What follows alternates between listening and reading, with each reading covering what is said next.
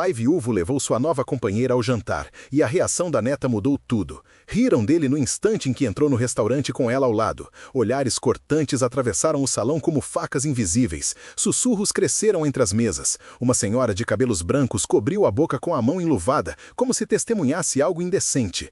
Dois homens de terno inclinaram-se um para o outro, sorrindo com desdém. E lá no fundo, perto da janela de vidro que dava para a rua iluminada, sua própria filha desviou o olhar, os lábios apertados numa linha fina de desaprovação. Ao lado dela, a neta de 8 anos, de vestido azul marinho e laço branco no cabelo, observava tudo com aqueles olhos grandes e escuros, atentos demais para a idade que tinha. O homem era magro, de ombros curvados pelo peso de anos difíceis, usava um paletó gasto que já fora bom, mas agora pendia frouxo sobre o corpo cansado. Os sapatos, embora engraxados com capricho, tinham a sola gasta e rachaduras nas laterais. Ela, a mulher ao seu lado, vestia um conjunto simples de calça preta e blusa branca, o cabelo preso num coque baixo, as mãos entrelaçadas à frente do corpo como quem tenta se fazer menor, menos visível, menos alvo. O maitre se aproximou devagar, a expressão educada mas tensa, como se avaliasse o risco de uma cena desagradável. "Boa noite. Reserva em nome de Álvaro Costa", disse o homem, a voz firme apesar do tremor quase imperceptível nos ombros. "Mesa para 4. O maitre verificou a lista, hesitou por um segundo longo demais, então assentou e os conduziu pelo corredor entre as mesas. Cada passo era acompanhado por mais olhares, mais sussurros.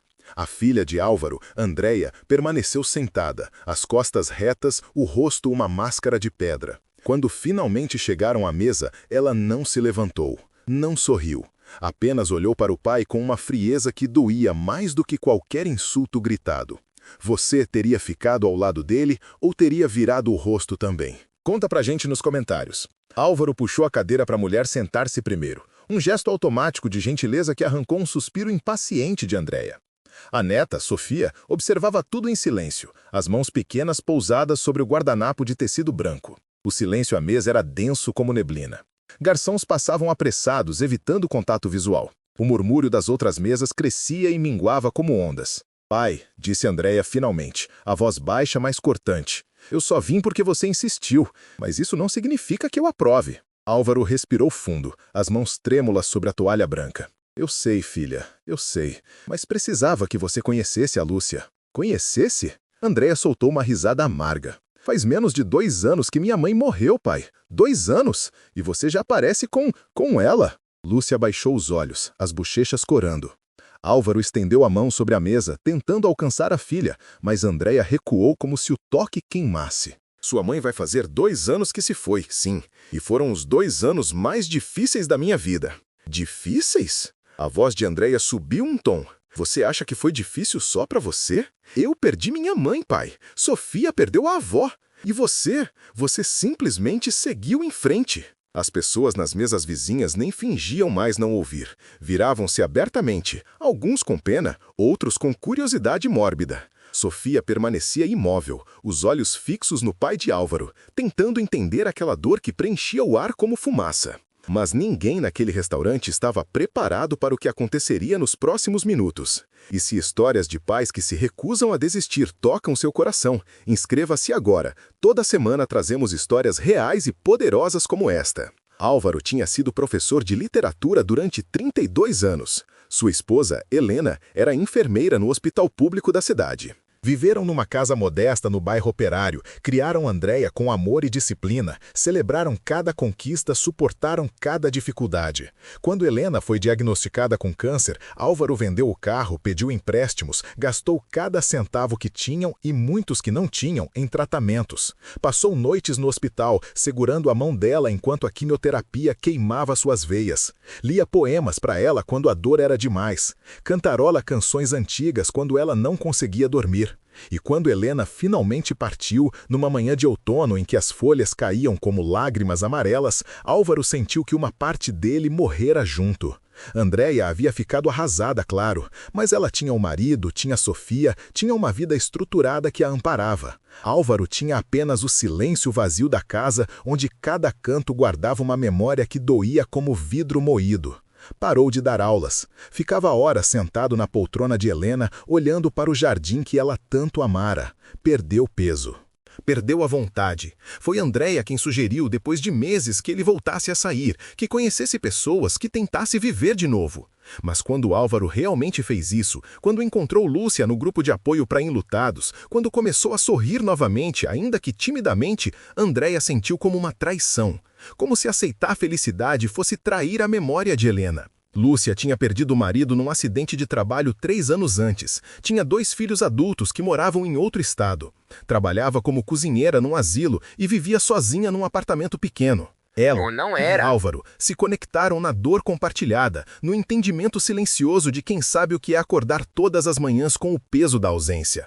Não era um romance de novela, não havia fogos de artifício. Era apenas 2 pessoas cansadas, machucadas, encontrando um pouco de luz uma na outra. Sua mãe sempre disse que a vida é pros vivos, disse Álvaro, a voz embargada. Ela me fez prometer, nos últimos dias, que eu não ficaria sozinho para sempre, que eu tentaria ser feliz de novo. Não use minha mãe para justificar isso, respondeu Andréia, lágrimas brilhando nos olhos. Você não tem direito. Eu tenho o direito de não querer morrer aos poucos, filha, de não querer passar os anos que me restam conversando com fantasmas. O garçom se aproximou hesitante, mas Andréia o dispensou com um gesto brusco. Sofia continuava observando, a respiração curta, as mãos agora apertadas uma contra a outra sob a mesa. Lúcia não está tentando substituir ninguém, continuou Álvaro. Ela sabe que Helena foi o amor da minha vida, mas a vida não acabou quando Helena partiu, por mais que às vezes eu quisesse que tivesse acabado. Andréia limpou as lágrimas com raiva. Você não entende, você simplesmente não entende. Então me ajuda a entender, filha, por favor. Porque eu não aguento mais essa distância entre nós. Foi quando Sofia, que até então não havia dito uma palavra, largou o guardanapo e desceu da cadeira. Todos olharam para ela, surpresos. A menina caminhou ao redor da mesa, seus passinhos firmes apesar do tamanho pequeno, e parou ao lado de Lúcia. Por um momento, ninguém se mexeu. O restaurante inteiro parecia ter parado de respirar. Você ficaria em silêncio aqui ou teria coragem de falar? Deixe sua opinião nos comentários. Sofia olhou para Lúcia com aqueles olhos imensos e então, sem aviso, subiu na cadeira ao lado dela e abraçou a mulher pelo pescoço. Foi um abraço apertado, desesperado, cheio de uma emoção que ninguém esperava de uma criança tão pequena. Lúcia ficou completamente imóvel, chocada, os braços suspensos no ar, sem saber se podia retribuir. Você cheira igual a vovó Helena, sussurrou Sofia, a voz abafada contra o ombro de Lúcia. Lavanda. A vovó sempre cheirava a lavanda. Lágrimas começaram a escorrer pelo rosto de Lúcia. Devagar, com cuidado, ela envolveu a menina nos braços. Andréia cobriu a boca com as mãos, os olhos arregalados. Sofia! Mas a menina não soltou Lúcia. Pelo contrário, apertou mais forte. A vovó me disse, antes de ir embora, que o vovô precisava de alguém que cuidasse dele. Ela disse que ele esquece de comer, que ele fica triste demais. Ela pediu para eu cuidar dele, mas eu sou pequena, mãe. Eu não sei cuidar de gente grande. Mas a Lúcia sabe, não sabe? Sofia afastou-se apenas o suficiente para olhar para Lúcia, as mãozinhas ainda segurando os ombros da mulher. Você vai cuidar do vovô? Vai fazer ele comer e não ficar tão triste? Lúcia assentiu, incapaz de falar, as lágrimas correndo livremente agora. Eu prometo. Então tá bom, disse Sofia, com a lógica simples e devastadora das crianças. Então, você pode ficar. O silêncio que seguiu foi absoluto. Até os garçons haviam parado de circular. Álvaro tinha o rosto enterrado nas mãos, os ombros tremendo.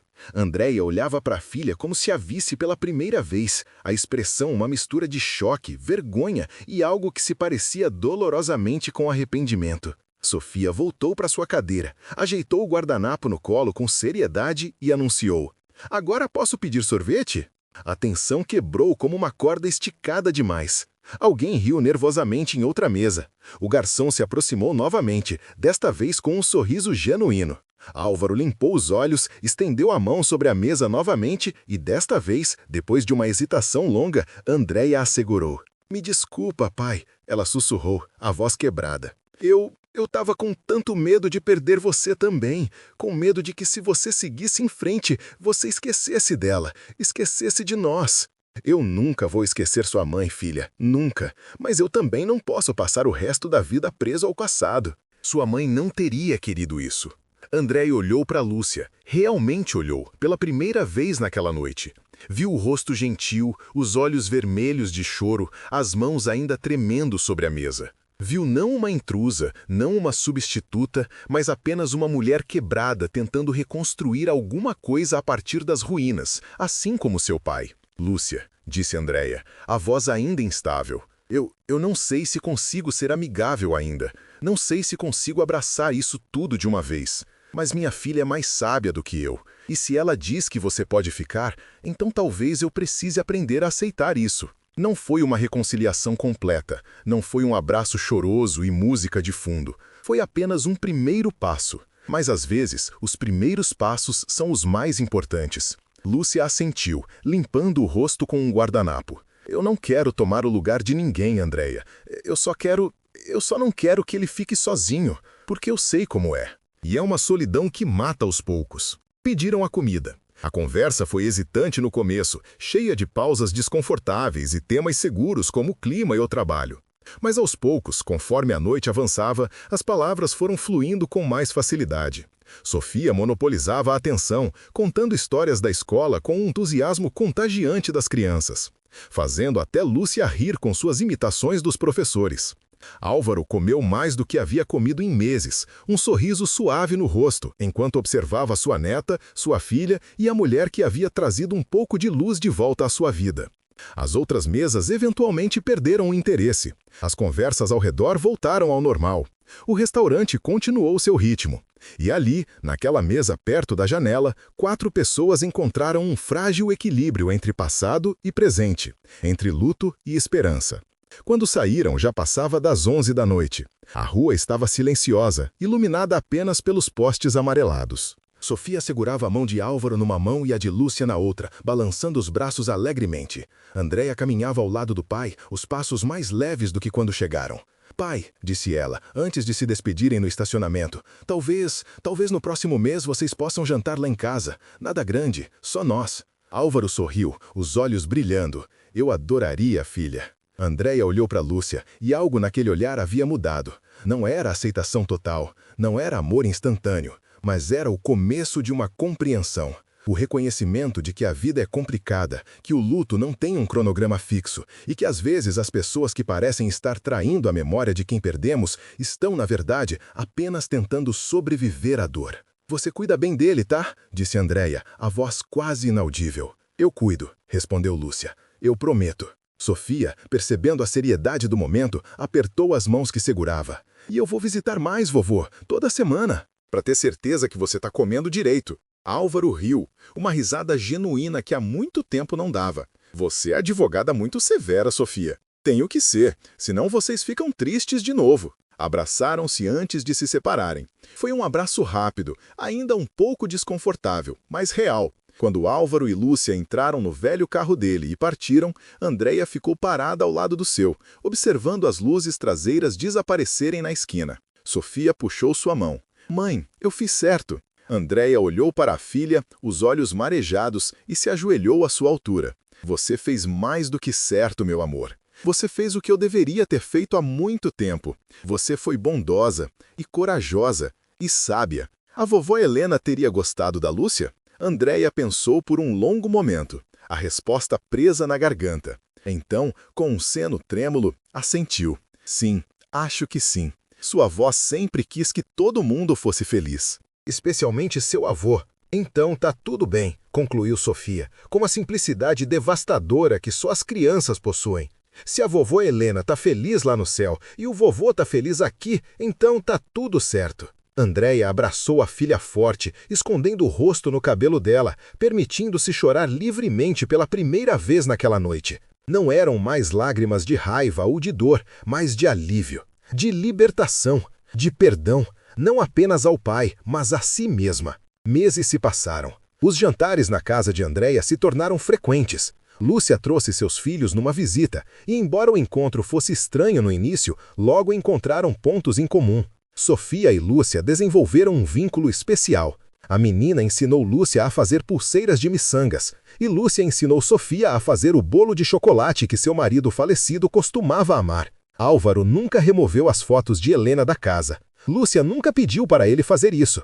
Elas permaneceram nas paredes, nos porta-retratos, na mesa de cabeceira. E ao lado delas, aos poucos, novas memórias foram sendo criadas, não para substituir as antigas, mas para coexistir com elas, como diferentes capítulos de uma mesma vida. Houve momentos difíceis, claro, dias em que Andréia ainda sentia aquela pontada de ciúme irracional, dias em que Lúcia se sentia uma intrusa, mesmo quando todas a tratavam com carinho, dias em que Álvaro acordava chorando, o luto voltando como uma onda inesperada. Mas eles aprenderam, juntos, que não precisavam escolher entre o passado e o presente, que era possível honrar a memória de quem se foi enquanto se permitia viver novamente. Na primavera seguinte, Álvaro e Lúcia se casaram numa cerimônia pequena, íntima, no jardim que Helena tanto amava. Andréia ajudou a organizar. Sofia foi a daminha, espalhando pétalas de lavanda pelo caminho. E embora houvesse lágrimas, de alegria, de tristeza, daquela mistura complexa de emoções que a vida real sempre traz, havia também paz. Porque a vida não é feita de escolhas binárias, não é Helena ou Lúcia, não é passado ou futuro. É a capacidade humana infinita de segurar múltiplas verdades ao mesmo tempo, de amar quem se foi sem deixar de amar quem está aqui, de honrar o que foi sem sacrificar o que ainda pode ser. Nunca julgue alguém pela aparência, pelo tempo que escolheu para seguir em frente ou pela maneira como decide curar suas feridas. Você não conhece as noites em que aquela pessoa chorou sozinha. Não conhece as batalhas invisíveis que teve que travar apenas para conseguir levantar da cama de manhã. E às vezes, a maior sabedoria vem dos lugares mais inesperados. De uma criança de 8 anos que apenas queria que seu avô parasse de ficar triste, que entendeu com uma clareza que os adultos haviam perdido em meio a mágoas e julgamentos que o amor não é um recurso finito. Que amar alguém novo não significa amar menos quem se foi. O restaurante onde tudo começou ainda está lá, no mesmo lugar. Álvaro e Lúcia voltam algumas vezes, sempre com Sofia, às vezes com Andréia. O mesmo maître os recebe e agora sorri genuinamente. Algumas das mesmas pessoas que os julgaram naquela primeira noite ainda frequentam o lugar. Algumas desviaram o olhar, constrangidas quando percebem que a história não era o que imaginaram. Outras, as mais corajosas, se aproximam e pedem desculpas, porque no final somos todos apenas humanos tentando atravessar a vida da melhor maneira possível, tropeçando, caindo, julgando erradamente, aprendendo, se tivermos sorte, a ser um pouco mais compassivos a cada dia. E se esta história tocou seu coração, se te fez pensar sobre julgamentos que você já fez ou perdões que ainda precisa dar, inscreva-se agora no canal. Toda semana trazemos histórias reais como esta, que nos lembram do que realmente importa. E clique no vídeo que aparece na tela agora para assistir a próxima história, com uma reviravolta tão poderosa que você nunca vai esquecer.